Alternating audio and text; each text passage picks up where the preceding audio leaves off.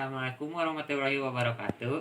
Saya Agung Bima Rizky dari kelas 12 IPS 4 akan menjelaskan tentang pertumbuhan dan perkembangan yang telah saya pelajari di biologi. Pertumbuhan pada tumbuhan adalah proses pertambahan ukuran atau volume serta jumlah sel secara irreversibel atau tidak dapat kembali ke bentuk yang semula dan bersifat kuantitatif, artinya dapat dinyatakan dengan satuan bilangan. Pertumbuhan pada tumbuhan dapat diukur dengan alat ukur yang bernama auxonometer. Pertumbuhan pada tumbuhan dapat dibedakan menjadi dua, yaitu pertumbuhan primer dan pertumbuhan sekunder. Perkembangan pada tumbuhan. Perkembangan pada tumbuhan adalah proses pertumbuhan sel diferensiasi individu sel menjadi jaringan, organ, dan individu tumbuhan. Perkembangan pada tumbuhan bersifat kualitatif, artinya tidak dapat diukur dan dinyatakan dengan suatu bilangan. Pertumbuhan dan perkembangan pada tumbuhan dipengaruhi beberapa faktor, yaitu faktor luar dan faktor dalam. Faktor luar atau faktor eksternal. 1. Cahaya. Cahaya khususnya cahaya matahari merupakan sumber energi yang sangat penting untuk melakukan proses fotosintesis. Tanpa adanya cahaya, tumbuhan hijau tidak dapat melakukan fotosintesis sehingga tak mungkin mampu bertahan hidup untuk jangka waktu yang lama. Namun di sisi lain, cahaya merupakan faktor yang menghambat pertumbuhan karena memiliki auksin. Jika terkena cahaya akan menjadi zat yang menghambat pertumbuhan.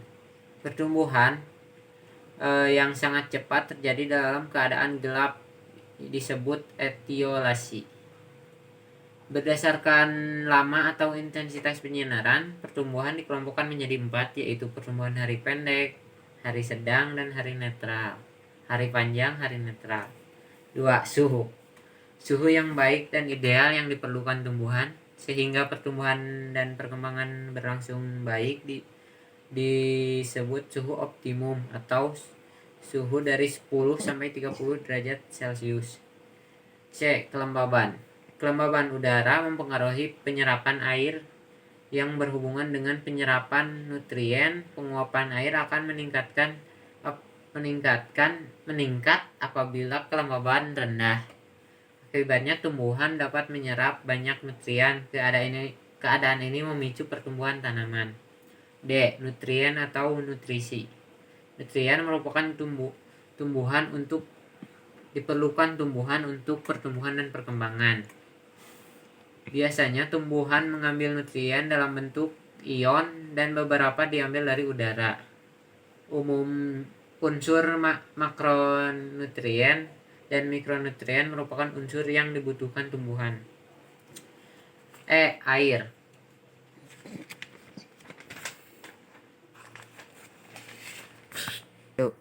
Air. Beberapa fungsi air dalam tumbuhan antara lain sebagai pelarut universal dalam proses pertumbuhan dan perkembangan tumbuhan, menentukan proses transportasi unsur hara yang ada di dalam tanah, menentukan laju fotosintesis sebagai medium reaksi enzimatis, dan secara tidak langsung air mengaruhi laju reaksi metabolisme. F. Oksigen. Tumbuhan memerlukan oksigen untuk respirasi aerob dalam tubuh sehingga dapat memperoleh energi untuk pertumbuhannya. 2. Faktor dalam atau internal.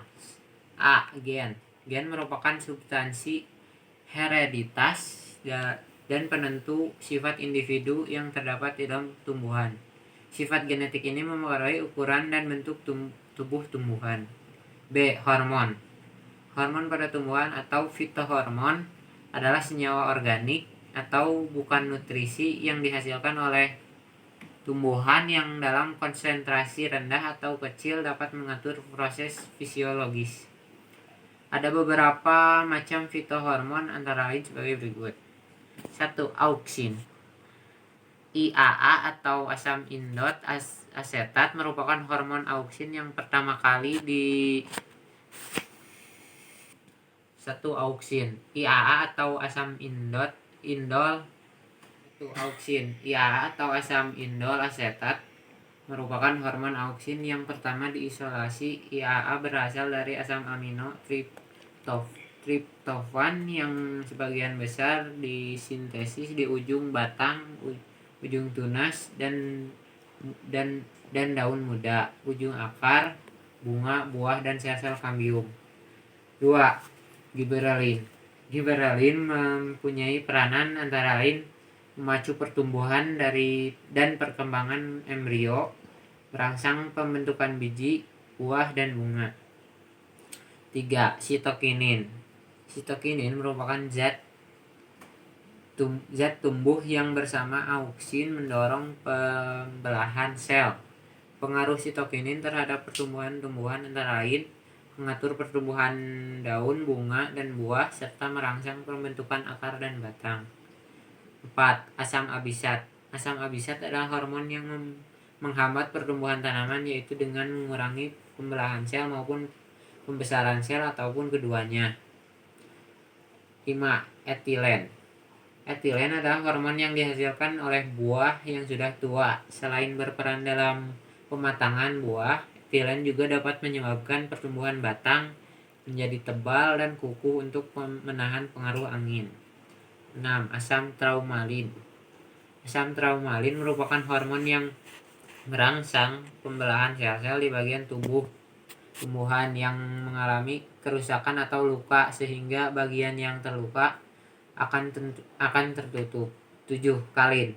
Kalin merupakan hormon tumbuhan yang merangsang pertumbuhan organ tumbuhan atau organogenesis.